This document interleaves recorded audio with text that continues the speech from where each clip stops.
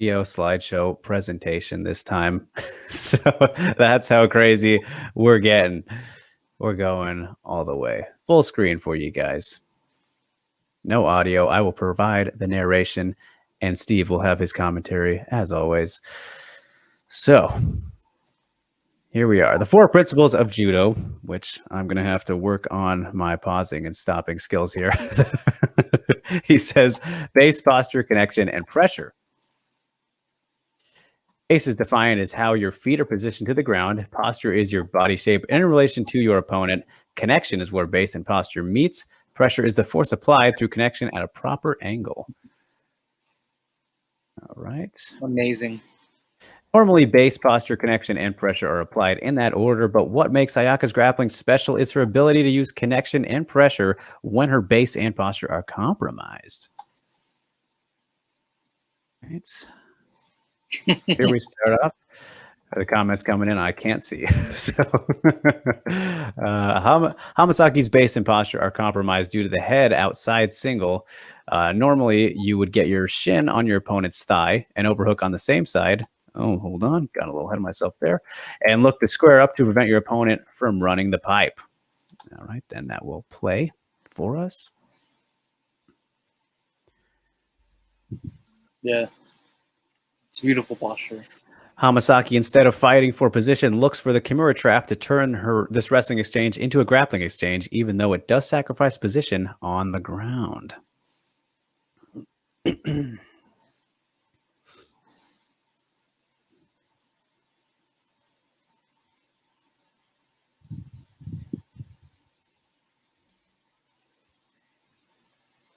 Oh, so smooth. Yeah. So good. Miyu defending with those knees. Smart there. Bad position for Hamasaki. Her base and posture is compromised, and her only connection is the Kimura. Her opponent, on the other hand, has good base and posture. As you can see the arrows here. Still got a hold of that arm. Hamasaki has now created a secondary connection to her opponent's thigh. This connection gives her the leverage she needs to put pressure on her opponent's shoulder. Those are the little details, Steve. Holy shit. Yeah. That's the intricacies right there. Her legs just long enough. Oh, man. You can see it.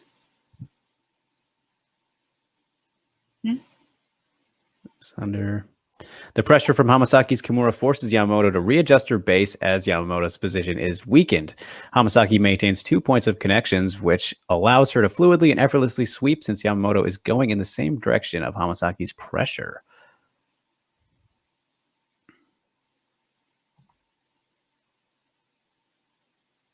This is what separates Hamasaki in terms of grappling from the rest of the atomweights. As soon as she got the sweep, she immediately secures her base and her posture before connecting her hips to Yamamoto. The connection creates more pressure in the direction of the Kimura, allowing Hamasaki to pass Yamamoto's leg.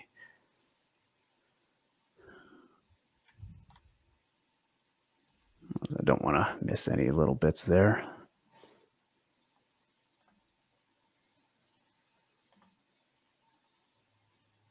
Hamasaki's base and posture now gives her the balance and the leverage to apply pressure from her Kimura. Oh. Yamamoto does the correct move by swinging her leg in the direction of Hamasaki's pressure from the Kimura. Keep in mind this connection. Look at that color coordination he gives us. Yamamoto defended the Kimura correctly. However, Hamasaki is able to apply a head scissor due to Hamasaki reconnecting her legs while rolling over. Absolutely gorgeous. One of my favorite submissions of one of my favorite performances of all time. So sick. Yep, submission of the year last year. Don't you dare at me. Oh, her foot's on the rope. Foot's on the rope. That's a break. Hamasaki is able to apply the 4 principles and make small adjustments to survive bad positions. Hamasaki creates 2 micro adjustments to defend this triangle. 1, she moves her left arm behind Ham's hip. 2, she shifts her base towards the locked side. However, this does leave her open for elbows. And that it did in this fantastic fight.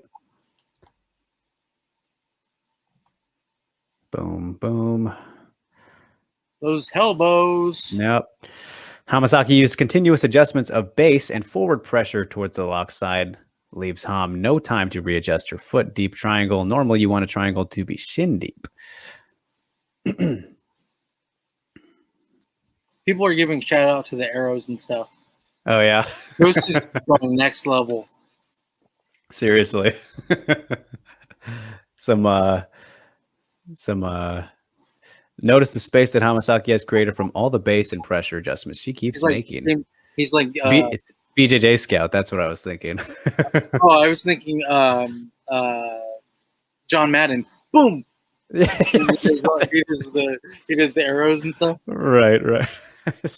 Now Hamasaki applies pressure towards the triangle side while at the same time keeping her base towards the lock side. This loosens the connection of the lock. This really makes you appreciate how she was able to defend this for literally 4 minutes, because I was just like, man, stunned at the time, but here we are now. He says Hamasaki postures up by moving her base towards the lock side. This weakens the connections of Ham's triangle. Hamasaki's wide base creates space needed for Hamasaki to survive. The space created forces the pressure and connection to be applied in the wrong direction.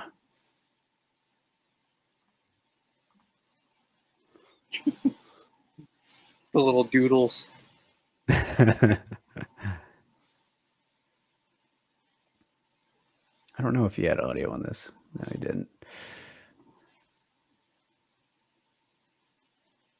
Tightening it back up.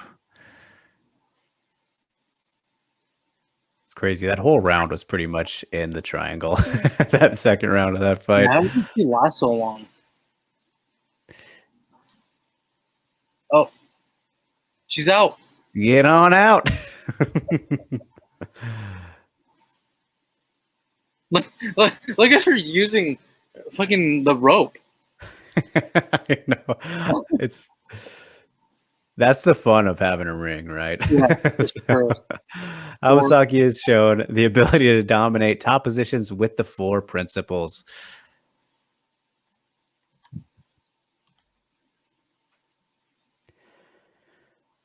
Oh, here we are against Tomo.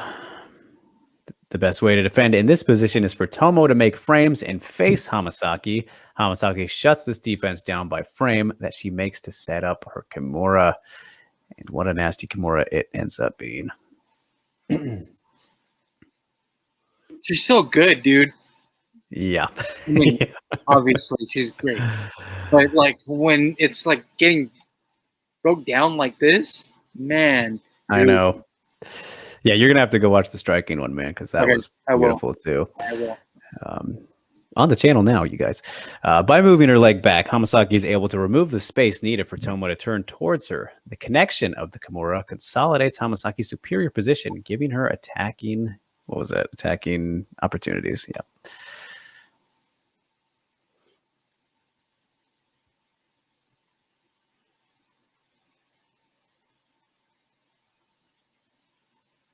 Hamasaki brings her leg up to Tomo's back to secure her position. These tiny adjustments allow her to limit the opponent's options. Tomo has 2 options. 1, turn and give her back.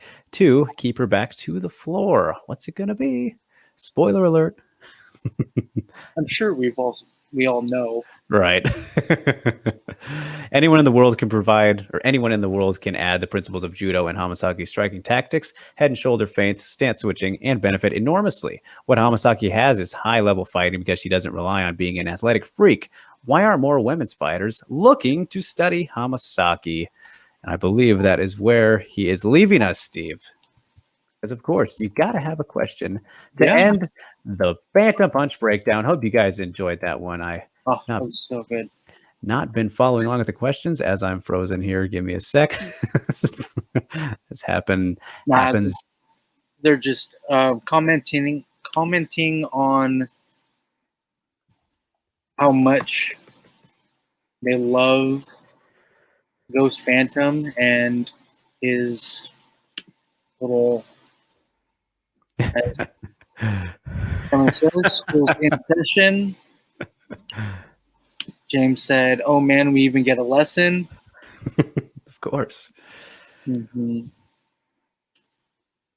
Jin Ghost, you went all out on this one. Props to you, man. He deserves it, guys. He really does. Alvin says, "Love the arrows. They really help you understand what's going on." Yep, the doodles are nice, color coded and everything. James says the details are so tiny. I'd normally miss these during the fight. Yeah, I mean but that's a lot of time. That's what happens when you're watching like a great. Yeah, definitely. You can't see everything. You can't see everything while it's on live. You kind of have to go back and watch. For sure. Is Ghost Lawrence Kenshin? You may never know. Everyone calling for rope breaks here. Breaks, yeah. I honestly thought that Hamasaki was going to tap, but after this, holy crap, she's good. Yeah, she's great. James, I thought Hamasaki was done in that round. It was very scary for her, definitely. It was. But she's so damn good. Jimmy, I never looked at jiu-jitsu like this. Normally, I would just watch the technique. The principles make you see a different world. Makoto says, that was awesome. Applause from Stamina. Yeah, James is right. This is the perfect way. Great job, Ghost. You know, Rise is going to have to hire you because you are hyping the shit out of everybody for Hamasaki Fujino too. Maybe there's a suggestion there to check out maybe a Fujino breakdown before the event, not next week, but hey. Yeah, do it, Ghost. Just an idea. Because Emmy is great as well. But either way, he did leave us with that question. So he asks, why aren't more women fighters looking to study Hamasaki? And I think, Ghost, maybe they do, but I think that question has the same answer from maybe most people. And it's the fact that unfortunately Hamasaki, just as the atomweights collectively, have not really gotten as much exposure and spotlight love as, you know, they clearly do deserve.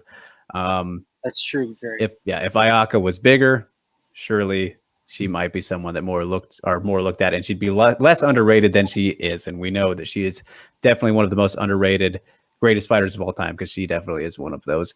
Even before we had these wonderful breakdowns, sir, we knew that. But I think that's just what it boils down to is, you know, unfortunately, her not being maybe as well known as some other fighters. And in Japan, she is definitely very large and popular. You know, I think she's shout out to Charlie Jewett at Sogokaku. He did a article recently. I don't know if you saw it, Steve, of the top 10 most popular Japanese fighters, female fighters. Yeah. Yep, I did see that. I think Ayaka was around 3 or 4 behind, you know, like Kana and Rena, you know, the superstars, of course. But she was up there. So loved seeing Rena up there. Yeah, no surprise on that one. I was surprised she was. I was surprised she wasn't number 1 though. I mean, she's my number 1. She's number 1 in my heart. So. But Ghost says everyone studies Valentina, but the stuff she does requires a lot of athleticism. That's why I ask. That's a fantastic point. So I mean, plus Valentina's known like by everybody, right? I mean, I'm sure Hamasaki, dude, MMA fighters, those who know. Yeah. So like, MMA fighters, and especially their coaches, know who's good and who's good at what. Yeah, I'm sure you ask somebody like, this is the perfect example, Ghost, but if you go and ask Roxy, like, does she take away things from Hamasaki's game and like watch her? I guarantee you she says that she does or has in the past. Because when people think of unathletic fighters, they think of Roxy. You know, she's gotten away with that pretty nicely. So Jimmy says, I think I found a new favorite fighter. Good one to have, man. Got to enjoy her while she lasts. And fingers crossed, doesn't seem like it was your favorite fighter before. Yeah, there we go. Good question. But James asked, can anyone beat Hamasaki at 105? And I've said this really since this last start began. But if you're not named Sohiham, you're not putting up too much of a fight. And of course, I was proven a little bit wrong with that with Kana in their rematch. Kana did very, very well in that one. But if you're not Sohiham, I cannot see you beating Hamasaki, which is crazy to say because, again, She will be 40 soon. Wild. She's incredible. So, yeah, Wild, man. it will be tough. I mean, hey, that Fujino rematch will be interesting. I just said it right there. I don't think that Fujino will beat her, but they know each other very well. They have fought before, very good friends. That makes a fight a very interesting matchup. So that will be definitely a good one. And I guess if somebody is going to beat her that isn't Sohee Ham, I guess that would kind of be the type of fighter to beat her. Fujino, who is also very, very experienced, knows Hamasaki well, great grappler in her own right. We'll see, man. That's the reason to get excited for RIZIN 30. So one of the reasons. But Mr. Lee says, I never get tired of hearing Japanese names. Love them and thank you, Ghost. There you go. Yes. Ghost says, I'd be careful about trying that stuff. I show in sparring. I tried throwing a counter elbow like Whaley during sparring, then got hit with the check hook. Well, there you go, guys. Some advice from the man himself. Good to share the experience. But Phantom Punch breakdown number 4, a beautiful one, and very excited to see what else he has in store with this color coordination and excellent new style.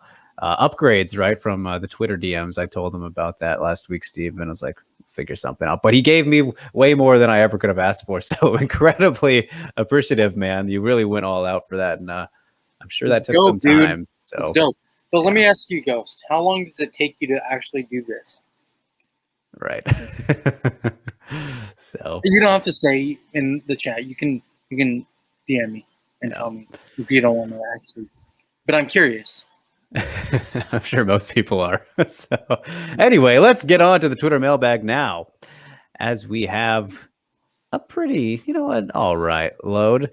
But he's got his answer right there. About 2 hours, so which not too shabby. Isn't bad, to be honest. No, for how well that was done. Like that's pretty good indeed.